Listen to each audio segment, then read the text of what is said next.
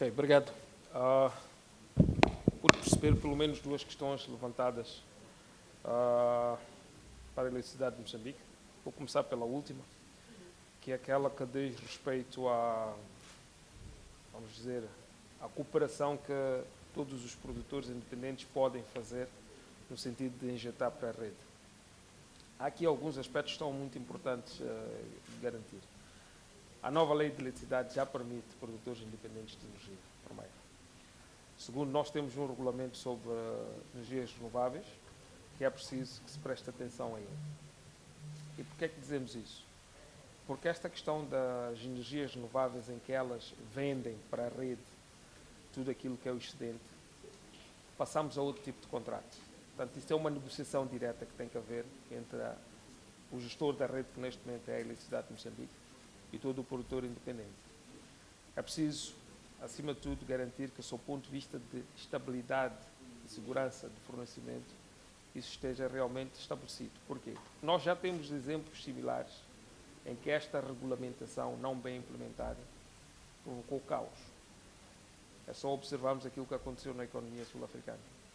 O excesso de geração feito por privados provocou um desafio muito sério a nível de transporte. Felizmente, nós ainda não temos este caso, mas a lei de eletricidade permite que qualquer produtor independente possa vender essa energia.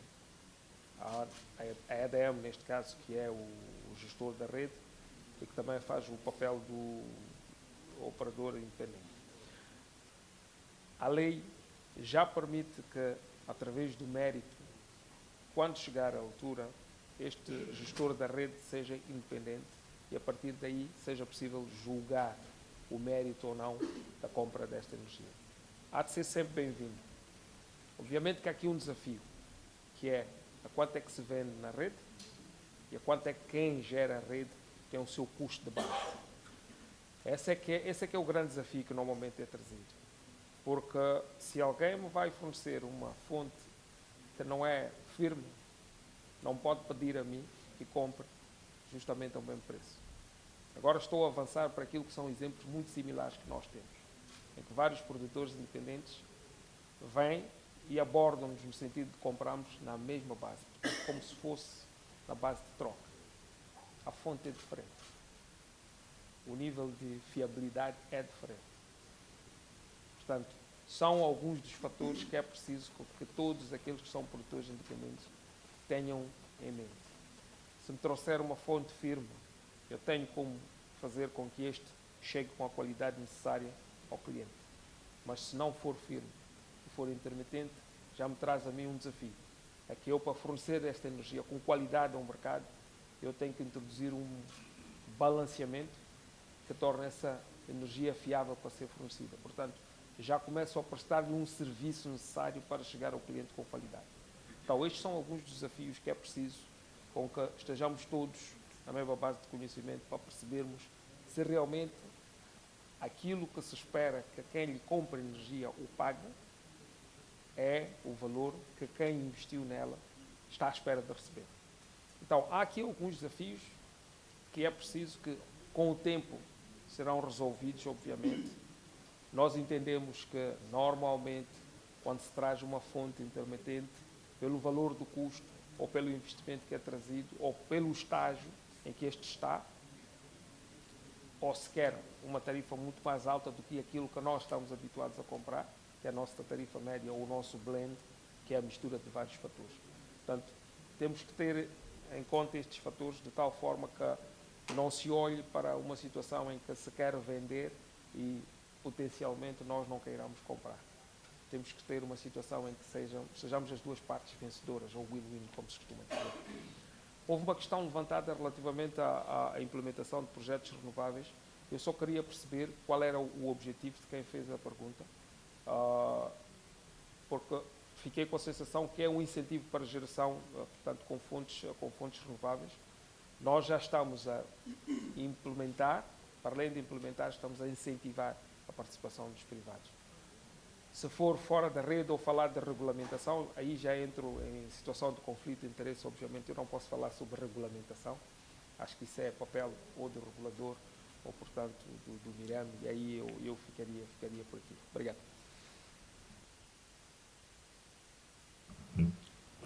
Just a couple of comments. I think Antonio's request for some information about what we do to ensure inclusive business for all the communities, that's a presentation on its own. We have a development association that provides support in 4 areas: economic development, education, health, and water and sanitation. And I suppose the inclusive business part of it is the education and the small business support. I mentioned what we do at the podium on small business support. In education, we've built and financed a technical training polytechnic in the locality. We provide scholarships to local pupils to go away and study and then come back and obtain positions in the company. You know, our long-term goal is that the medium and senior management should come from the local community and not from Nampula or Beira or Maputo. But it is a challenge, and it's not something we can do alone. We do it together with government and other partners. Just specifically talking about terms of credit, I can understand your frustration. I know, some financial managers like nothing more than extending it as long as possible. Our standard terms are 30 days. Much like Mazal, we do look at it on a case-by-case basis. We will go down to 2 payments a month in certain circumstances. And also what we do with certain suppliers that have cash flow issues is that we put them in touch with the commercial banks that supply services to us, and we give the necessary guarantees to those banks to allow the suppliers to have invoice discounting facilities at their disposal. And finally, just to the comment from CTA about logistics, it is point taken. We take a great deal of pride that our main logistics provider for our operations material, and not necessarily our capital projects, was a small transporter from Nampula that we started working with about 10 years ago. And over the years, he's built up his fleet and built up his capacity. He progressed from transporting just within the province to doing all the transport from Maputo to site. And now he does all of our operations imports from Johannesburg as well. We helped him to register in South Africa with the South African Revenues Authority so that he can take on cargo in bond, and we provided him a lot of support to be able to get to that point. So we will work with companies to try and create the capacity. There will always be some occasions, I think, when a supplier of ours, if we buy, for example, delivered on site, they might send a cargo with a South African truck. There will be one or 2 occasions when that does happen, but we're very proud of the support we've given to our logistics providers within Mozambique. So, thank you.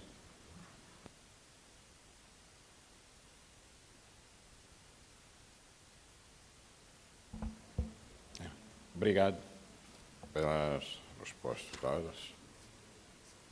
Espero que os que perguntaram as questões estejam satisfeitos. Mas, bem, este processo é apenas uma indução. As conversas podem continuar mesmo depois da sessão. Já estamos realmente cansados. Mas há uma pergunta aqui, ou um pedido, que é apresentado, tanto ao Governo, sobre o desafio que as empresas nacionais, em particular as PMEs, estão a ter quando trabalham com as grandes empresas, que diz respeito a pagamentos, os períodos são longos, e pede-se ao Estado para intervir. Bem, talvez pode começar a intervir aqui. Eu queria convidar o diretor da APIEX.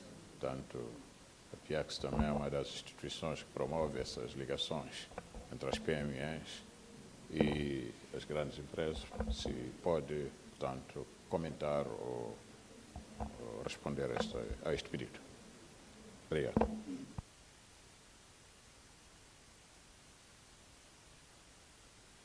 Não temos microfone?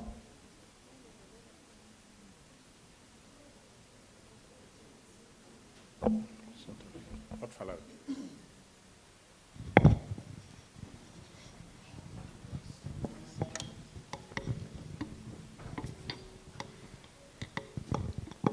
Muito obrigado, Engenheiro Macamo, com a permissão de Sua Excelência o Ministro. A minha resposta não seria com relação o envolvimento do Estado ou o apoio do Estado, mas dar uma contribuição com relação a uma preocupação que foi colocada por um dos intervenientes, que está relacionada, portanto, com a informação sobre oportunidades de investimentos, de certo modo. Apenas para dizer que nós temos da PIEX, portanto, temos estado a implementar um sistema que visa aproximar as grandes empresas, portanto, as pequenas e médias empresas, ou seja, identificar oportunidades de investimentos que existem nos grandes projetos e promovê-las junto de empresas nacionais.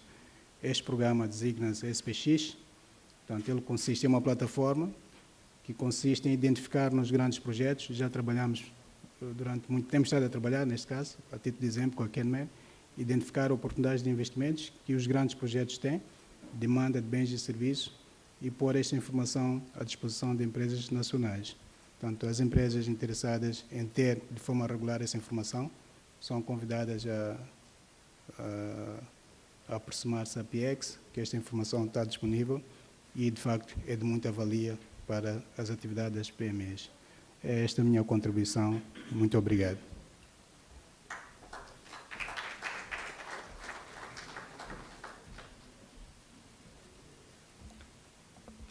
Muito obrigado, Sr. Diretor da PIEX. Bem, parece que há um pedido, mas estamos cansados, que até os microfones fugiram.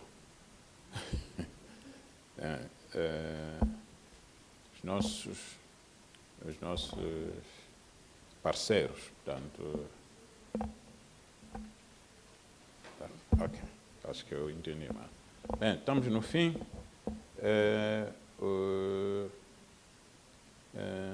Os nossos painelistas, se têm algum conselho que podiam dar, portanto, aos investidores novos, às PMEs, portanto, sobre essas perspectivas futuras.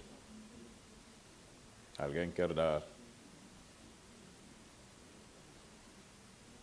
O engenheiro Samburo disse que era o mais experiente nessas. Tinha muita experiência na matéria, pode contribuir. Não sei.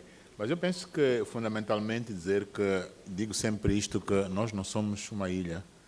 Nós fomos acolhidos por uma comunidade e uma das experiências que nós temos reuniões de 6 em 6 meses com as nossas comunidades e todos os stakeholders que estão à volta da Smelta. Então, nós temos recolhido feedback de como têm sido as nossas operações, como tem sido o nosso impacto nas comunidades. Então, dizer que estamos abertos a dialogar com qualquer que seja a pessoa interessada naquilo que nós fazemos, naquilo que nós podemos contribuir para a melhoria do ambiente de negócios, para a melhoria do desenvolvimento deste país. Portanto, fica o nosso compromisso de sempre fazer o melhor para de facto, alavancar este país.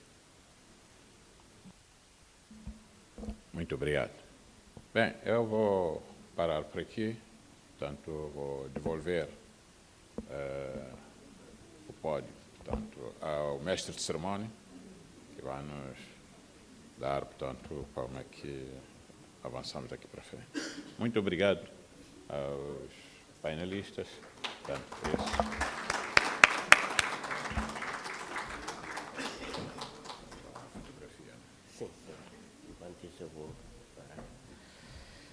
Muito obrigado. Estamos nos derradeiros.